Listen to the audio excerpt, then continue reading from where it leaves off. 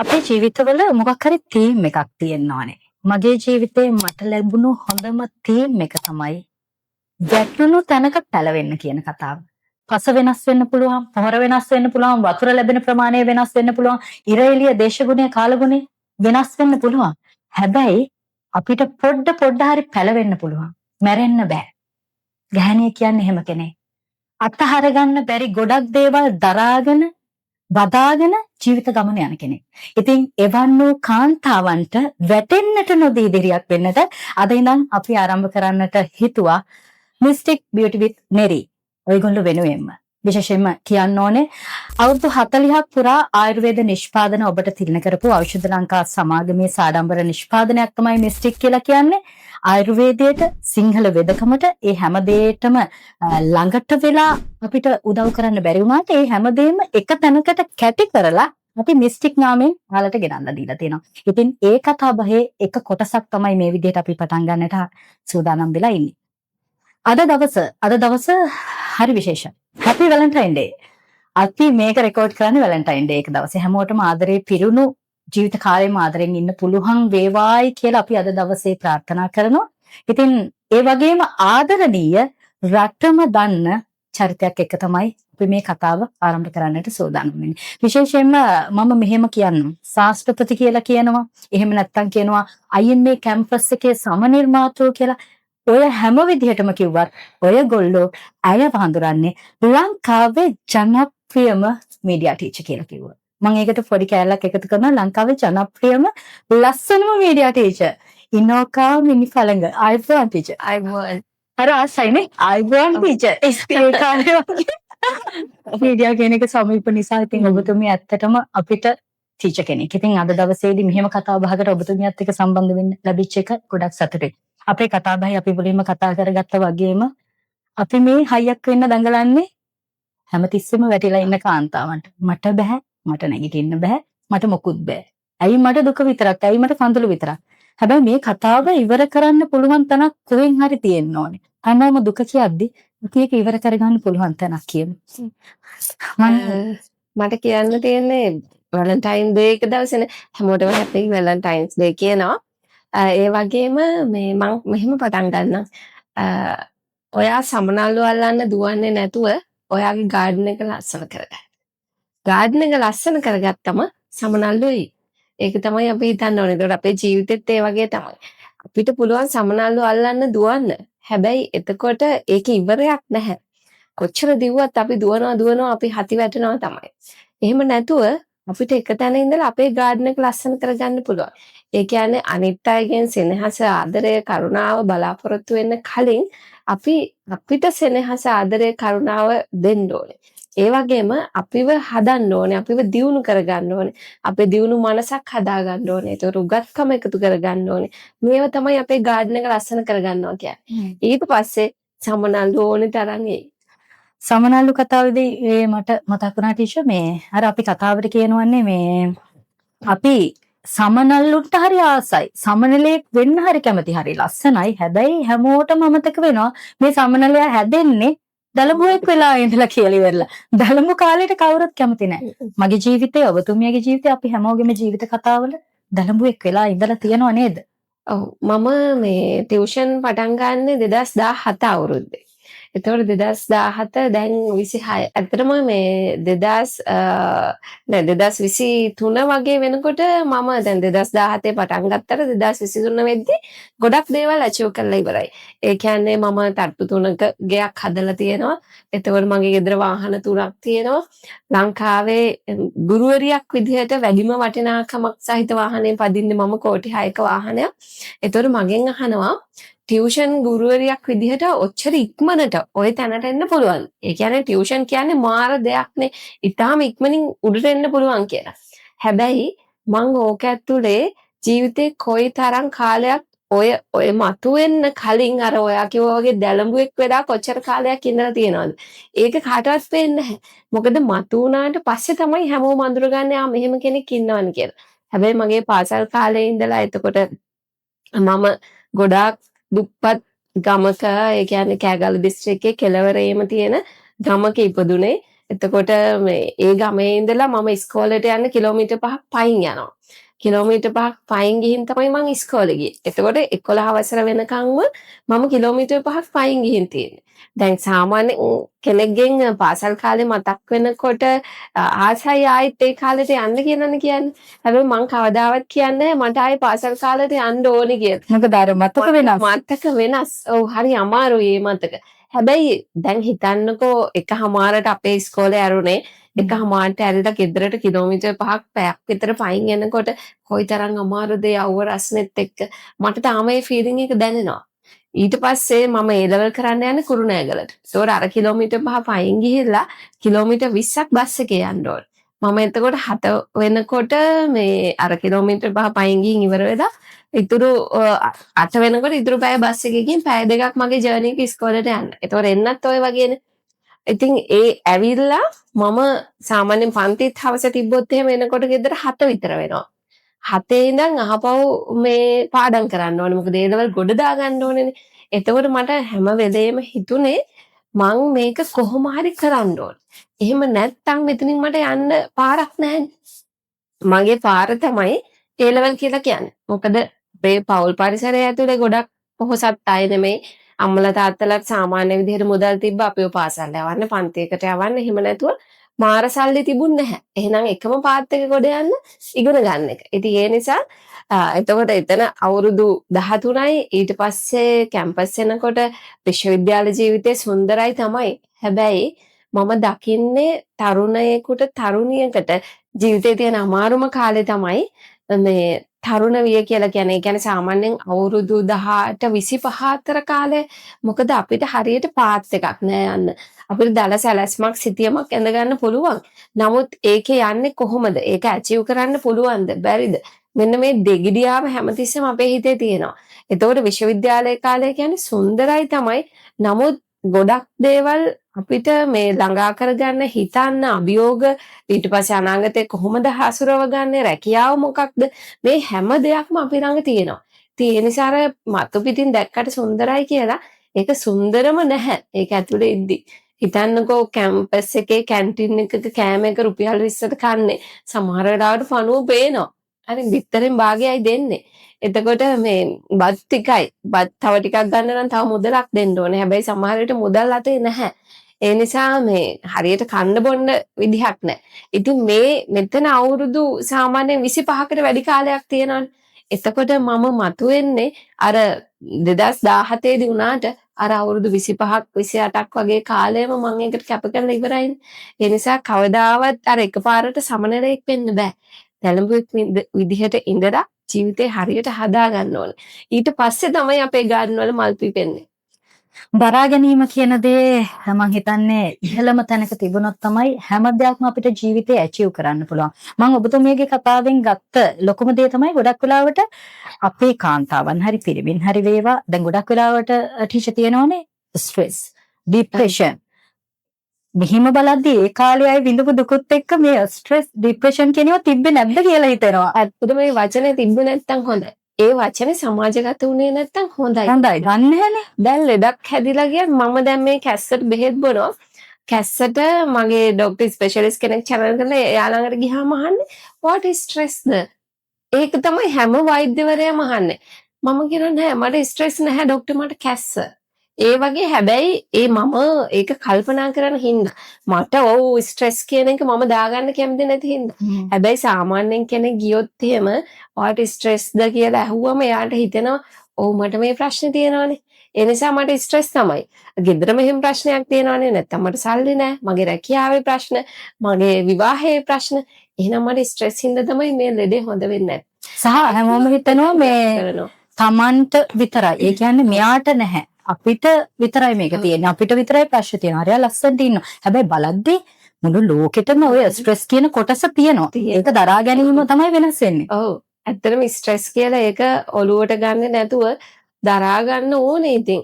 දැන් ඇත්තටම මම පොඩි කාලේ කියන්නේ මම 11 වසරේදී විතර මට ලෙඩ වුණා නිතර. එතකොට ඇත්තටම මට පිටාවේ ප්‍රශ්න තිබුණා. එතකොට අම්මා ගෙදර හිටියේ නැහැ. ඉතින් ඕවත් එක්ක මට හිත රිදිච්ච තැන් අනන්තවත් තියෙනවා.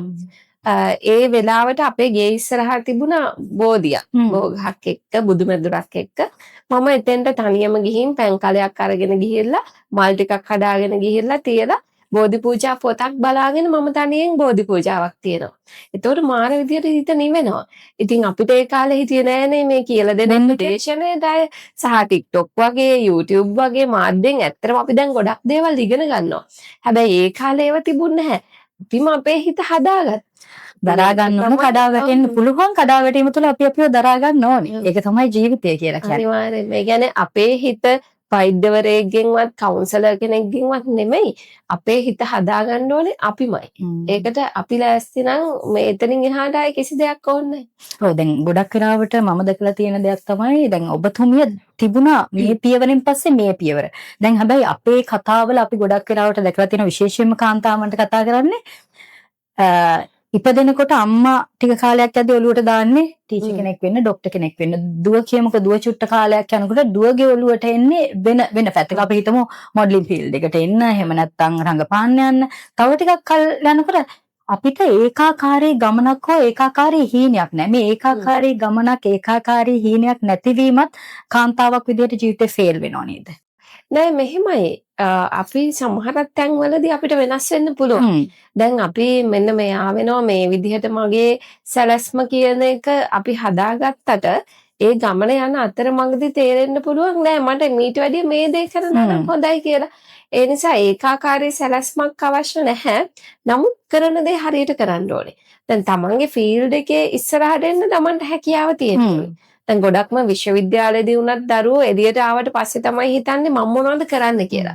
හැබැයි එයා ඒක හිතන්න ඕනේ විශ්වවිද්‍යාලයට ඇතුළත් වෙන තැනදී. ඒ වගේම සහතිකයක් විතරක් අරගෙන ආවට බෑ. ඒ හැකියාවන් ටික ඇඟේ තියෙන්න ඕනේ. හැකියාවන් තමයි අපි ගේන්න ඕනේ. ඇත්තටම සහතික වැඩක් නෑ. හැකියාව ගෙන આવොත් අපිට අපේ ඉගෙන ගන්න දේෙන් ප්‍රයෝජනයක් ගන්න පුළුවන්. ඒතකොට අර බෝඩ් අල්ලගෙන රස්සාවල් ඉල්ල පාරවල් වලින් ඕනේ නෑ. ඔව්.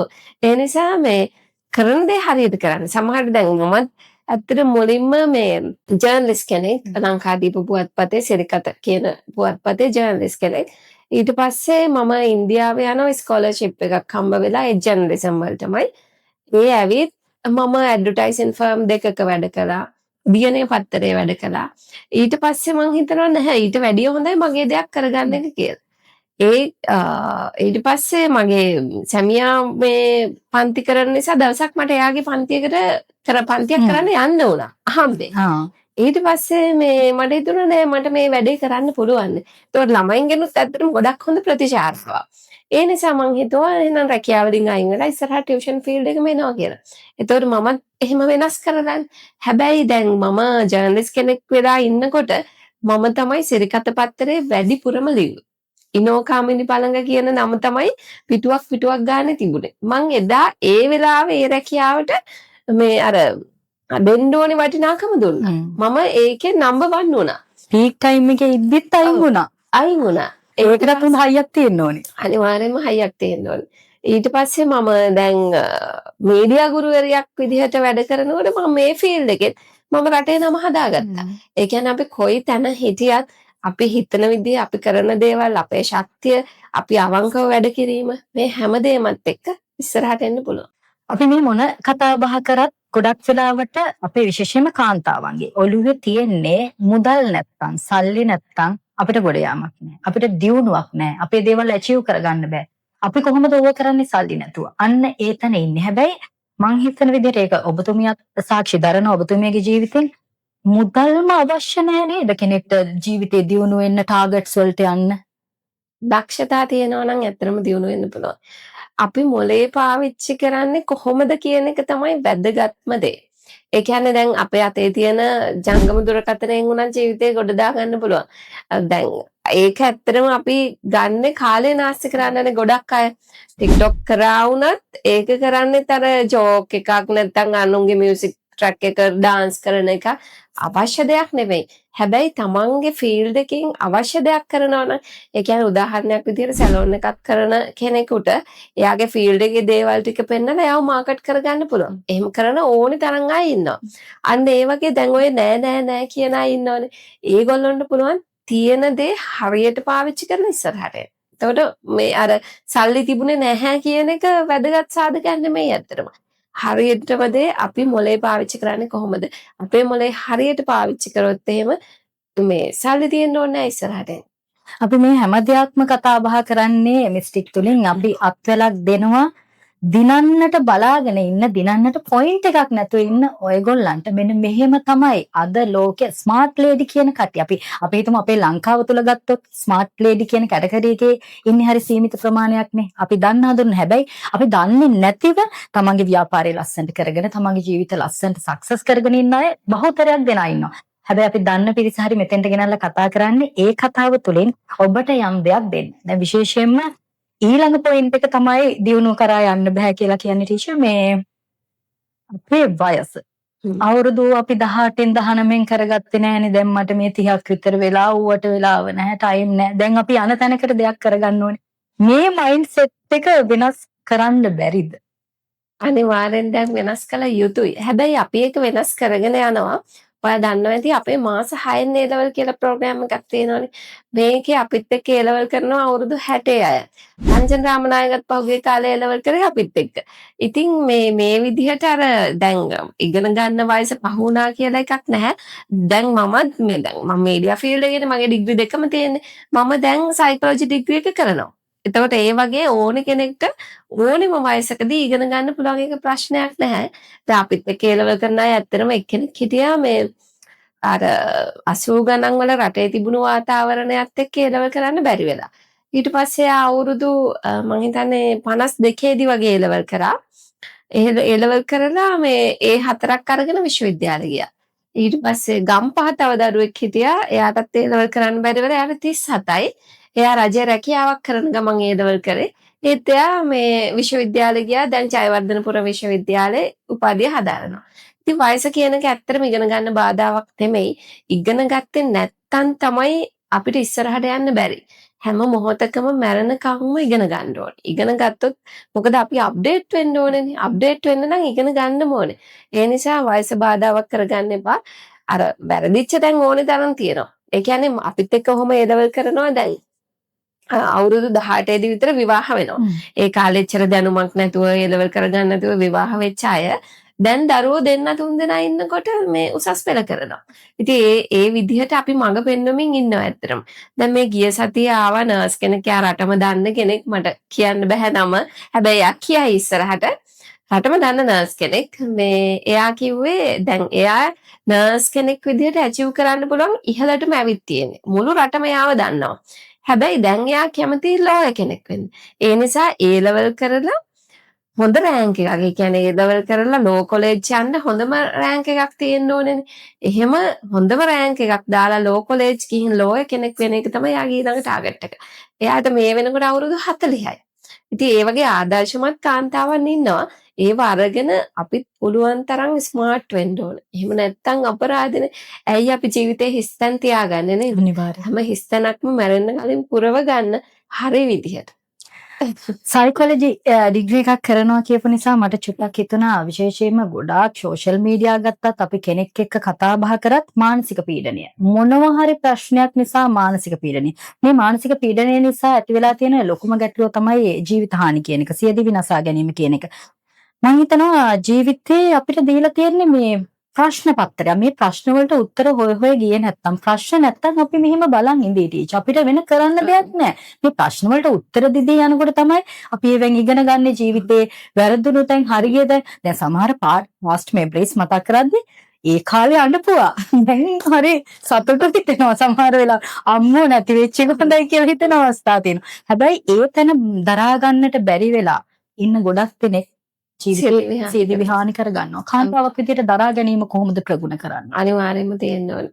ඒ කියන්නේ ඇත්තටම අපි දැන් විශේෂයෙන්ම ඔය ෆෙයා එකක් නැති වුණාම වගේනේ බෙල්ල වල දාගන්න යනවා, කෝච්චියට පනින්න යනවා. ඒ මොහොත තමයි ඉවසන්න තියෙන්නේ. දැන් ඕක මේ ෆෙයා එකක් බ්‍රේක් වුණ ගමන් අපිට දැනෙන්නේ නිකන් ණයෙක් ගැහුවා වගේ. හරි අමාරුයි. ඊට පස්සේ ටිකක් මේ දවසක් යනකොට ඒක අර මේ මැස්සෙක් වැහුවා ගන්නට එනවා. ඒක කාලයත් එක්ක තමයි සුව වෙන්නේ.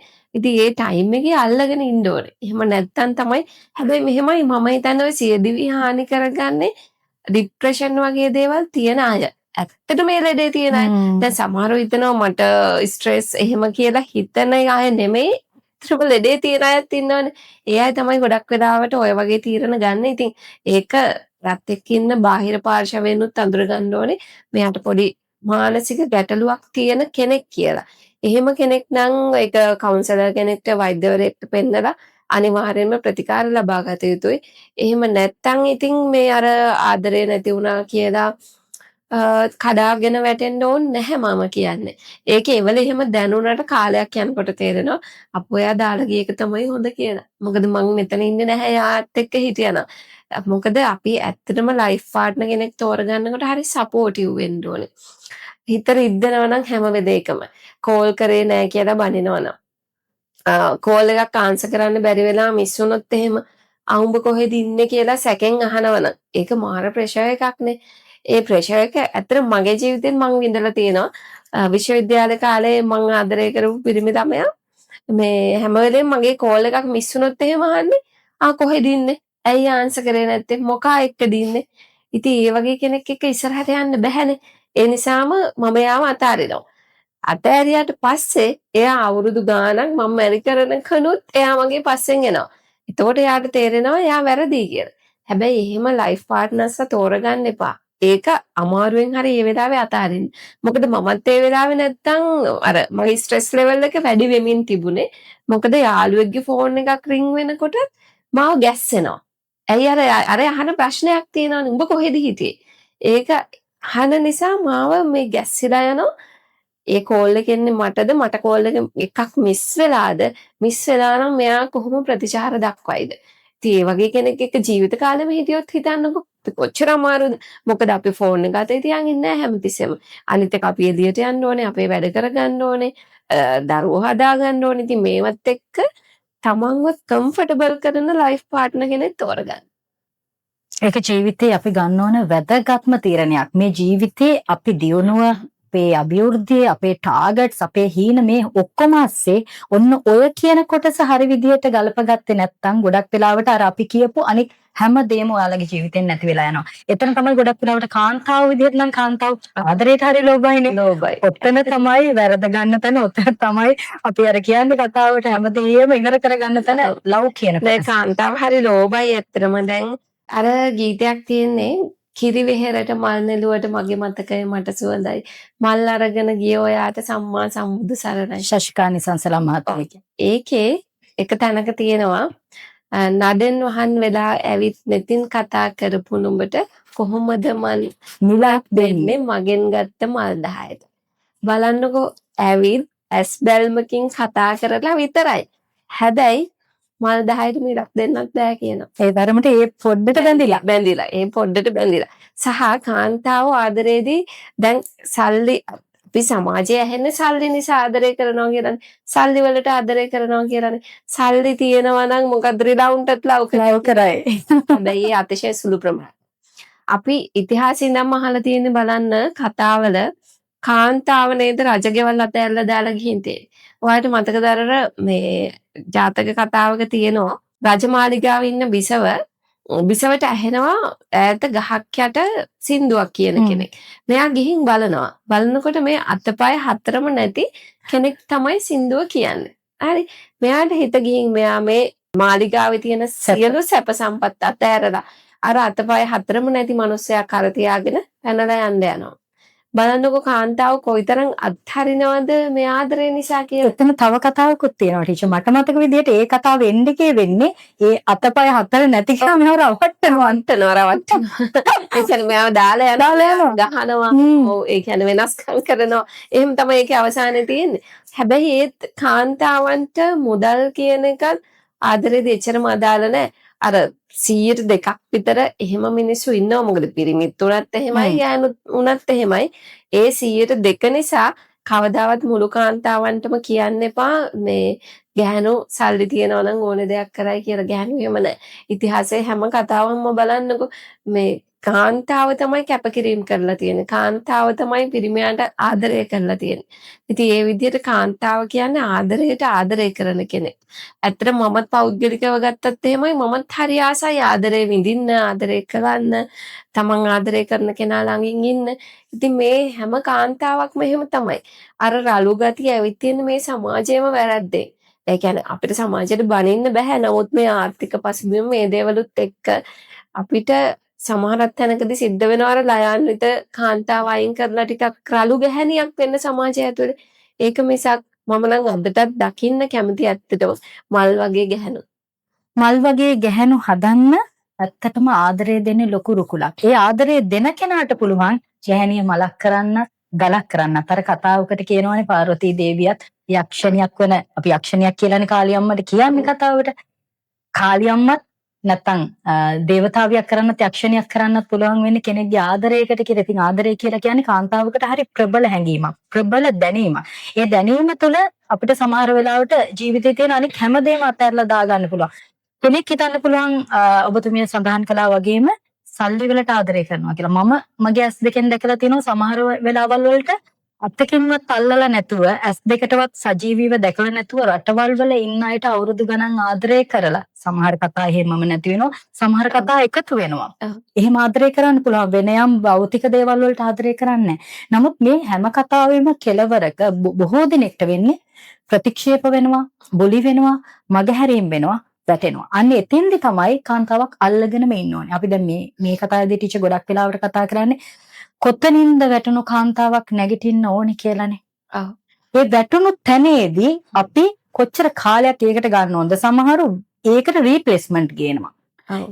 මේ වැටුණු ගමන්ම තව එතනින් තව ප්‍රශ්නයක් වෙනවා. මේක කොහෙන්ද අපි කෙලවරක් කරගන්න ඕනේ? ඇත්තටම ආත්ම විශ්වාසය තමන්ගේ තියෙන ශක්තිය ඒ වෙලාවට තමයි වැඩිපුරම බුද්ධිමත්ව පාවිච්චි කරන්න ඕන. ඒ කියන්නේ ඇත්තටම ගැහැණු වෙන්න පුළුවන්, පිරිමි වෙන්න පුළුවන්. තමන්ව අත්හැරලා ගිය ගමම්ම තමන් අර මං කියෝ වගේ ගාඩන් එක ලස්සන කරන්න නෙමෙයි හිතන්නේ. තව කෙනෙක්ව අල්ලගන්න ඒ දුක නැති කරගන්න. ඔතන තමයි මේ වරද්ද ගන්න හැමෝම. දුක නැති කරගන්න අපි හොයාගන්න. ඒතකොට හදිස්සියෙන් හොයාගන්න කෙනා ජීවිතේට එන්නේ අර ඒ අවස්ථාවෙන් ප්‍රයෝජන ගන්න වෙන්න පුළුවන්. බහුතරයක් එහෙමයි. කාන්තාව ගොඩක් අමාරුවේ වැටෙන්නේ මොතන. හදිස්සි වෙනවත් කෙනෙක් දාලා ගියාම ඊට පස්සේ ඒ දුක කියන්න කෙනෙක් හොයාගන්නවා. ඊට පස්සේ එයාත් එක්ක ලව් කරනවා, එයාත් දාලා යනවා. එතකොට මේ රොටේෂන් එක ඉවර වෙන්නේ නැහැනේ. ඒ නිසා ෆයර් එකක් බ්‍රේක් වෙච්ච ගමන්ම හදිසියේ ඊළඟ කෙනා ළඟට යන්න එපා. ටිකක් නිවි හැනහිල්ල ඉන්න. තමන්ව මොනවා හරි අලුත් දෙයකට යොමු කරන්න පුළුවන්. දැන් ඩිග්‍රී එකක් තියෙන කෙනෙක් වුණත් කමන්නේ තව ඩිග්‍රී එකකට යන්න පුළුවන්. නැත්තම් තව මොනවා හරි අලුත් ව්‍යාපාරයක් පටන් ගන්න පුළුවන්. මොනවම හරි දැන් මල් හිටවන්න හරි කමක් නැහැ. තමන්ට තියෙන චූටි දෙක මල් ටිකක් හිටවනවා. පුළුවන් නේ අපේ රටේ ඕනේ තැනක පැලවෙනවනේ ඇත්තටම. ඉතින් ඒ වගේ අලුත් දෙයකට හිත යොමු කරලා අර දුක තමන් විසින් අයින් කරන්න ඕනේ. දැන් අපි ගොඩාක් දකිනවා එහෙම අවස්ථාවක දුක හිතෙච්ච අවස්ථාවක අපි කැමති ඒ දුකේ එල්ලි ඉන්න. සින්දු අහන්නෙත් එහෙමනේ. විරහ ගීත තමයි මේ රටේ ජනප්‍රියම ගීත. හේතුව අර දුකේ එල්ලිලා ඉන්න හරිය කැමති. මම නම් ඒකට කියන්නේ දුක එන්ජොයි කරන්න කියලා. ඒක අතාරින්න. මම නම් ඒ කියන්නේ මං වැටෙන හැම මොහොතකම හැපි ඉක්මනින් ඒක අයින් කරන්නේ කොහොමද කියලා තමයි කල්පනා. කාලේ වටිනවා. ඔව්. මොකද මේ ඒක අඬන ඉන්නකට හරි වේදනාවක් නෑනේ. ඇයි අපි මේ වේදනාවල් විඳින්නේ නේද? ඒකෙන් අපේ රූපේ හැමදේම නැති වෙනවා. අපි කරන දේවල්, අපි කරන රස්සාව, නැත්නම් ඉගෙන ගන්න දරුවෙක් නම් ඒ දේවල්, මානසික සැනසීම ඔක්කොම නැති වෙනවානේ. ඒ නිසා අඬන්න ඒක ප්‍රශ්නයක් නෑ. මිනිස්සු අඬන්න ඕනේ, පිරිමි වුණත් අඬන්න ඕනේ, ගැහැණු වුණත් අඬන්න ඕනේ. අඬලා මං කියන්නේ අඬ ඉන්න එපා. අර දැන් තියෙන ගීතවල බලන්නකො පිරිමි අඬන විදිය. විෂුවල් වල. ඔව් හරි අප්‍රියයිනේ, අප්‍රසන්නයි. අපි පිරිමි එහෙම දකින්න කැමති නෑනේ. අපි දකින්න කැමති ඇත්තටම දරා ගන්න පිරිමිනේ. කෞර්ෂයක්. අඬනවා මේ මිනිස්සු ඔරෙන් අඬන්නේ නැත්තේ නෑ, අඬනවා තමයි. ඒක ප්‍රශ්නයක් නැහැ.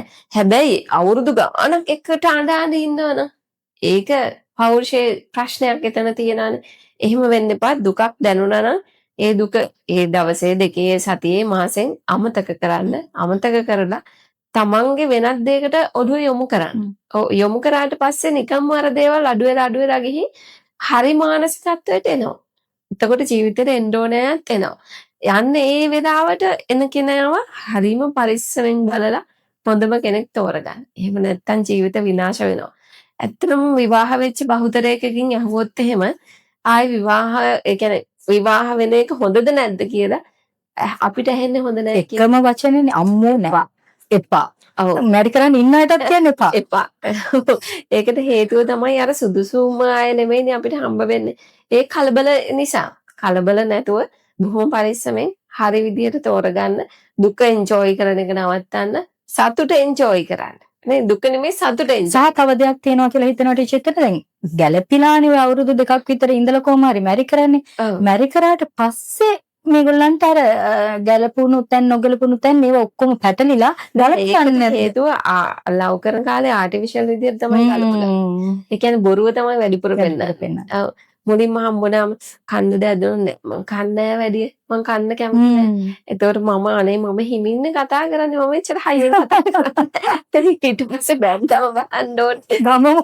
ගම මොල්ලන. කරේ අඹ ගහගෙන ඉන්නකොට පිරිමි මිනිස්සයා ගෙදර ඉන්නකොට මොනවා කරත් වැරදි. නේ වැඩි නිදහසක් නැහැ. ඔව් නිදහසක් නැහැ. ගෙදර එන්න පරක් වුණත් බනිනවා. මොනවා කරත් බනිනවා. වැඩක් කරත් බනිනවා නොකරත් බනිනවා. ඉතින් ඒ නිසා මේ අර ආටිෆිෂල් රංගනේ ලව් කරන කාලෙදිත් පෙන්වන්න එපා. ඒකට රියල් එක පෙන්වන්න. ඒ මනුස්සයා රියල් එකට කැමති නම් ඉඳී. නැත්නම් හිත හදාගනි. අම්මෝ මේ ගෑනිත් එක්ක නම් ජීවත් වෙන්න බෑ. අම්මෝ මේ පිරිමියත් එක්ක ජීවත් වෙන්න බෑ. මොකද පිරිමි මත්ද්‍රව්‍ය ගන්නවා, සිගරට් වගේ දේවල් ඉතින් ඒව පාවිච්චි කරනවා. ඒව පෙන්වන්නේ නැහනේ. ගර්ල්ෆ්‍රෙන්ඩ් හම්බ වෙන්න එනකොට නෑ එහෙම නැති විදියට එනවා. පස්සේ විවාහයෙන් පස්සේ තේරුම් ගන්නවා මෙයා මෙහෙම කෙනෙක් නේ කියලා. ඉතින් ඒතකොට විවාහ දෙදරන එක අහන්න දෙයක් නැහැ. සාධාරණයි. ඒ වගේම දැන් අපි මෙච්චර කොච්චර උඩින් අතපත ගෑවත් ලස්සන සුන්දර කතාවක් ගියත් මේ කතාවේ end of the day අපිට අවශ්‍ය වෙන්නේ ඒක කොහොම කවුරු කිව්වත් මුදල් කියන දේ හරියට ජීවිතේ අපි සමබර කරගෙන ගියේ නැත්තම් ජීවත් වෙන ප්‍රමාණයට මුදල් නැත්තම් මේ හැමදේම අපි කතා කරන දේවල් සුරංගනා කතා විතරයි. එතකොට කාන්තාවක් විදියට ඉස්සර නම් කියන්නේ ගෙදරට වෙලා ඉන්න උයන දේ ඉගෙන ගන්න රෙදි හොදන්න මහත්යාගේ වැට්ටි කරන්න ඉගෙන ගන්න ඔය ලොකුවට මේව කරන්න ඕනේ නැහැ අධ්‍යාපනය ඕනේ නැහැ. ඔය ටිකනේ ගේ දොර වැඩ පිළිවෙල ටික ඉගෙන ගන්න. හැබැයි කාන්තාවක් විදියට ආර්ථික ශක්තිමත් වෙන එක අනිවාර්යයිනේ. අනිවාර්යෙන් වෙන්න ඕනේ. ඔයාගෙන් මගේ කිරියම්මටත් ඔය වගේ කතාවක් තියෙන්නේ. මේ මගේ අම්මා රටනේ හිටියේ මම කිරියම්ම ළඟ තමයි හැදුනේ. කිරියම්මව ඉස්කෝලේ යවලා නැහැ මේ කොල්ලන්ට ලියුම් ලියයි කියලා. ඒ කාලේ. ඉතින් එහෙම කිරියම්මත් ළඟ ඉඳගෙන හැබැයි මම ඉගෙන ගත්තානේ. අපිට කරන්න බැරි දෙයක් නැහැ. කාන්තාව විදිහට නෙමෙයි පිරිමි විදිහට ඕනේ කෙනෙක් විදිහට අපිට කරන්න පුළුවන්. අපි තියෙන දේවල් වලින් ප්‍රයෝජන ගත්තා නම් ඇති හැමදේම ළඟම තියෙන්න ඕනේ නැහැ. ඉතින් ඒ නිසා මේ අර සල්ලි තියෙන්න ඕනේ. මොකද මම කියන්නේ කාන්තාව අනිවාර්යෙන් ඉගෙන ගත යුතුයි, අනිවාර්යෙන් රැකියාවක් කළ යුතුයි, ආර්ථිකය හදාගත යුතුමයි. මොකද පිරිමි කොයි මොහොතේ වෙනස් වෙයිද කියන්න බෑ. දැන් මට පහුගිය දවසක එක්කෙනෙක් කතා කරා නුවර එක්කෙනෙක්. එයා කතා කරලා කිව්වේ අනේ මිස් මගේ මහත්තයා තව පවුල් දෙකක් නඩත්තු කරනවා. මම දන්නවා. ගෙවල් දෙකක් එයාට හොඳට සල්ලි තියෙනවා. ගෙවල් අරගෙන ගෙවල් වල නවත්තගෙන පවුල් දෙකක් නඩත්තු කරනවා. ඒ අයත් දන්නවා මෙයාට එහෙමයි කියලා. හැබැයි ඒත් ඒගොල්ලෝ ඉන්නවා මම දන්නේ නැහැ ඒගොල්ලන්ට තව අය ඉන්නවද ඒව මොකුත් මම දන්නේ නැහැ. හැබැයි මට එළියට බහින්න බෑ. මොකද මම ආර්ථික අතින් ශක්තිමත් නෑ. ඇයි එච්චර අසරණ වෙන්නේ? ඕක ගොඩාක්ම කාන්තාවන්ට වෙන ප්‍රශ්නයක්නේ. පිරිමින්ට ඕනෙම අවස්ථාවක එළියට බහින්න පුළුවන්. මොකද ආර්ථිකය කොහොම හරි පිරිමි හදා ගන්නවා. කලාතුරකින් කෙනෙක් තමයි එහෙම නැත්තේ. ඉතින් ඒ නිසා අර වගේ ගැටලුවක් ආවත් තමන්ගේ ආත්ම අභිමානය තියාගෙන මේ තමන්ගේ දරුවන්ව පෝෂණය කරමින් තනිවම ජීවත් වෙන්න විදිහක් නෑ ආර්ථිකයත් එක්ක. තව දන්න කෙනෙක් ඉන්නවා එයා ඒ ලෙවල් වලට සයන්ස් කරේ. හැබැයි එයාගේ බෝයිෆ්‍රෙන්ඩ් කිව්වා ඔයා මේ එහෙම පාඩම් කරන්න ඕනේ නැහැ මම කොහොමවත් ඔයාට රස්සාවක් කරන්න දෙන්නේ නැහැ. මේ ළමයා නිකන් ගිහින් එක්සෑම් ලිව්වා ඒත් S3ක් තියෙනවා. වැඩ නොකර ගිහින්. ඊට පස්සේ මෙයා රැකියාවක් කරන්නෙත් නැහැ විවාහ වෙනවා දරුවෝ 3 දෙනෙක් හදනවා. එතකොට අර පිරිමි දරුවා මේ බැංකුවක රැකියාව කරන්නේ දැන් වෙනකොට ඒ කොල්ලා කියනවා මට ඔයාව ගැලපෙන්නේ නැහැ. ඔයාව තැනකට ගෙනියන්න බෑ. ඔයාගේ උගත්කමක් පේන්නේ නැහැ. ඔයා කුස්සියම්ම වගේ ගෙදරට වෙලා ඉන්නවා. අලගෙඩිය වගේ මහත් වෙලා කොහොමද ඔයාව තැනකට ගෙනියන්නේ කියලා. දැන් ඒක කරේ කවුද මුනේ? කරේ අර කොල්ලම නේද? ඉතින් ඒ වෙලාවේ අරයත් ඒක කියන දේ අහලා විශ්වාස කරා. හැබැයි ඒ විශ්වාසය එහෙම තියන්නේ නැහැ. මිනිස්සු වෙනස් වෙනවානේ. එක බැල්මක් ඇති කෙනෙක්ගේ වෙනස් වෙන්න. ඒ කියන්නේ අපේ ළඟ ඉන්න බැඳීමක් තියෙන කෙනෙක් වුණත් කොච්චර මැරීගෙන ආදරය කළත් අපි එක මොහොතක් ඇති අපිව දාලා යන්න. ඒ නිසා අනිවාර්යෙන් ඉගෙන ගන්න, ආර්ථික අතින් ශක්තිමත් වෙන්න, පෞද්ගලිකව ශක්තිමත් වෙන්න, තමන්ගේ හස්බන්ඩ්ගෙන් යැපෙන්න බලාගෙන ඉන්න එපා. ඒ වගේම ලස්සනට ඉන්න. පපුවේ තියෙන්න ඕනේ, බඩේ තියෙනකොටත් මිනිස්සු දාලා යනවා. ඒව කියන්න ඕනේ අපි. ඒව නොකිය ඉන්නකොටනේ හිතන්නේ නැත්තේ. හරි ඒව ඒ විදිහට තියාගන්න. ඒ කියන්නේ ලස්සන ගැන හිතන්න. දැන් බැන්දට පස්සේ මිනිස්සුන්ට ලස්සන කියන එක අමතක වෙනවා. ළමෙක් දෙන්නෙක් ඉන්නකොට ගෑනුන්ට අමතක වෙනවා. ඊට පස්සේ පිට්ටු බම්බු වගේ මහත් වෙනවා. ඒවට අඩුම තරමේ රැයට කෑම පොඩ්ඩක් අඩු කරලා තමන්ගේ ඇඟ මේන්ටේන් කරගන්න හදන්න. ඉතින් පිරිමියා ඊට පස්සේ අර එහෙම ලස්සන තැනක් දැක්කම යනවා. ඔව් අපි දැන් පිරිමි පෞරුෂය ගැන විතරක් කතා කරාට ඇඳුමෙන් පැළඳුමෙන් අපි තැනකට ගිහින් හැසිරෙන විදිහෙන් කතා බහ කරන විදිහෙන් අපි අපිව ප්‍රසන්ට් කරන විදිහ තමයි හැමදේම අපිට ලැබෙනවද නොලැබෙනවද කියලා තීරණය වෙන්නේ. ඒක ගොඩක් අය හිතන්නේ. තමන්ට තමන් ආදරය කරන්නේ. අන්න වටේටම ආදරය කරනවා. වටෙන් ආදරේ ඉල්ලනවා. ඔව්. වටෙන් ආදරේ ඉල්ලනවා. හැබැයි අවංකව කල්පනා කරලා බලන්න ඕනේ. මට මම ආදරෙයිද? මං වෙනුවෙන් මම මොනවද කරන්නේ? මගේ පෞරුෂය වෙනුවෙන්, මගේ ලස්සන වෙනුවෙන් අදුම තරමේ කොහොඹ කොළයි තහයි ටිකක් තලලා මූණේ ගාලා තියෙනවද මාස ගානකින් අවුරුදු ගානකින්. ඉතින් ඒ සුළු සුළු දේවල් තමයි ඒව හැබැයි බලපානවා පෞරුෂයට. පෞල් ජීවිතයට ඒව බලපානවා. ළමයි හොඳින් ඉන්න ළමයිව ලස්සනට හැදෙන්නත් ඒව බලපානවා. දැන් මගේ දුව මගේ වීඩියෝස් බලන්න හරි කැමතියි. එයා මගේ පේජ් TikTok පේජ් එකට ගිහින් එයා සමහර වෙලාවට පැය භාගයක් විතර එයා මාව බලනවා. ඇයි මාව බලන්නේ? එයා හරි ආසයි. එයා මට කියනවා ඔයා තමයි අම්මි මේ ලෝකේ ලස්සන මම්මි. ඉතින් එයාට දැනෙන දේනේ. ඒ කියන්නේ එයාගේ ඇතුලේ මං ගැන පෞරුෂයක් හැදෙනවා. ඒතකොට එයා මට ආදරය කරනවා. ඒ වගේ අම්මා ගැන තාත්තා ගැන දරුවන්ගේ හිතවල හැදෙන්න ඕනේ පෞරුෂය. ඒ ආදරේ. එතකොට තමයි අපිව රැකෙන්නේ නේද? එහෙම නැත්තම් අම්මා ගැන අම්මගේ පෞරුෂයට හානියක් විදිහට දෙයක් වෙනවනම් දරුවත් කැඩෙනවනේ අපේ. ඒ නිසා මේ හැම බැඳීමක්ම තියාගන්න self love කියන එක වටිනවා. අපි අපිට ආදරය කරොත් මේ මුළු රටම මේ මුළු සමාජෙම අපිට ආදරය කරයි. අපි අපිට ආදරය කරන්නේ නැත්නම් අපි ළඟ කිසිම කෙනෙක් රැඳෙන්නේ නැහැ. ජීවිතේ බොහෝ දේවල් අපිට දෙනවා. ඒ දේවල් අපි ළඟම තියාගන්නවද? ටික කාලයක් තියාගෙන ඒ දේවල් වලට යන්න දෙනවද? නැත්නම් ඒ දේවල් අපි වෙත ආකර්ෂණය කරගන්න අවශ්‍ය කරන දේවල් අපි සමීප කරගන්නවාද කියන දේ ඔබයි හිතන්න ඕනේ. ඔබයි ඒකට ප්ලෑන් එක ගහන්න ඕනේ. ඔබයි ඒ වෙනුවෙන් කැපවීම කරන්න ඕනේ. ඒක කාටවත් අපිට කතා කරන්න පුළුවන්. මේ සමාජයේ ඕන තරම් මෙවැනි කතා බහ තියෙනවා. මොටිවේෂන් වෙනුවෙන්. හැබැයි මේ කතාව මේ කණෙන් අහලා මේ කණෙන් පිට කරනව වෙනුවට අපි හැමතිස්සෙම කියන්නේ මිනිස්සු වැටෙනවා. වැටුණු තැන ඉන්න එපා. නැගිටින්න. කාලය ගන්න එපා. කාලය ගොඩක් වටිනවා. වයසවත් වෙන කිසිම බාධකයක් ඔයාලගේ ජීවිතේ මානසික ශක්තියත් එක්ක ෆයිට් කරන්න බෑ. ඔය වයස හරි, සල්ලි නැතිකම හරි, දුප්පත්කම හරි, එහෙම නැත්නම් පවුලේ තියෙන ගැටලු හරි. ඒ නිසා අපි මේ වගේ කතා බහක් හැමදාමත් අරගෙන එන්න ඉදිරියටත් බලාපොරොත්තු වෙනවා. අද දවසේදීත් එවැනි කතා බහක් අරගෙන ආවේ ඔබේ ජීවිතයේ ඔබ ඉන්නේ කොතනද? එතනින් එක අඩියක් හරි ඔසවලා තියන්න පුළුවන්. විශේෂයෙන්ම අපි මිස්ටික් කියන ආයුර්වේදික් කම්පැනි හරහා ඔබට කතා කරන්නේ. මොකද ඔබත් දවසක ව්‍යවසායකාවක් වෙනවා නම් ඔබේ දේවල් ඔබ කරගන්නවා නම් ඔබේ පවුලේ දේවල් ඔබ කරන්න උදව් දෙනවා නම් ඔබේ දරුවන්ට ඔබේ ස්වාමිපුරුෂයාට හයියක් වෙනවා නම් ඒක තමයි මේ කතාවේ අවසානයේ අපි ලබන ජයග්‍රහණය. ඉතින් අද දවසේදී හරිම වැදගත් ඒ වගේම රසවත් හරවත් කතා බහක් ඔබතුමියත් එක්ක නියම විදිහට දිගටම කතා කරගෙන ගියොත් අපිට පැය දෙක තුනක ප්‍රෝග්‍රෑම් එකක් කරන්න පුළුවන්. නමුත් ඉතින් කාලය ගොඩක් වටින නිසා අපි මේකට සමුදෙනවා. තව දවසක මේ වගේම කතා බහක් එක්ක එනවා. අද වැලන්ටයින් ලස්සන gift එකක් තියෙනවා. මට නැගිටලා යන්න වෙනවා. චුට්ටක් ඉන්න. මම නැගිටලා ගිහලා ඒක අරගෙන එන්න.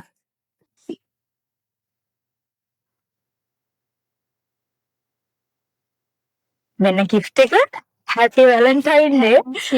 මිස්ටික් වලින් අපි මම කිව්වා මුලින් පටන් ගන්නකොටම ලංකාවේ ඉන්න ලස්සනම ටීචර් කියලා. ඉතින් ලස්සනම ටීචර් ලංකාවේ විදිහට ආයුර්වේදික ක්‍රමයට තවත් මේ විදිහටම හැමදාම තියාගන්න අපි ආස නිසා මිස්ටික් එක්ක ලස්සන කරන්න. thank you. ඉතින් අපිත් ඇත්තටම මේ මං දැන් මේ වයස වෙනකන්ම මම ෆේෂල් කරන්න ගියේ නැහැ. මේ ඒ කියන්නේ මට දැන් හිතෙනව නෑ දැන් ෆේෂල් එකක් කරන්න ඕනේ කාලේ හරි මොකද අපි වයසට යෑමත් එක්ක ඒක ටිකක් ඒවට දෙනවා. මොකද මේ අවුරුදු 40ක් විතර පරණ කම්පැනි එකට ලස්සන කන්දයක් එහෙම ඒ නිසා මම ඇත්තටම ඔයාලගේ කම්පැනි එකෙන් තමයි ආයුෂ් ලැබ් එකට ඇවිල්ලා තමයි ෆේෂල් එකක් කරගන්නේ. දැන් මාස 3ක ඉඳලා මං මාසෙකට දවසක් එනවා. ඒක ගන්න ඕනේ. හැමදාම ඒක හිතනවා. මම කොණ්ඩේට ට්‍රීට්මන්ට් කරනවා. මම ඒකට කැමතියි නැත්තම් කොණ්ඩේ හැලෙනවා එහෙම වෙනවනේ. දැන් මම මූණට එච්චරම ට්‍රීට්මන්ට් කරේ නැහැ. එහෙම මට උවමනාවක් වුණෙත් නැහැ. මූණ නැචරලි තිබුණා. දැන් ඉතින් වයසට යන්නත් එක්ක අපි පොඩ්ඩක් අපි හිතන්න ඕනේ. යන්න වෙනවනේ.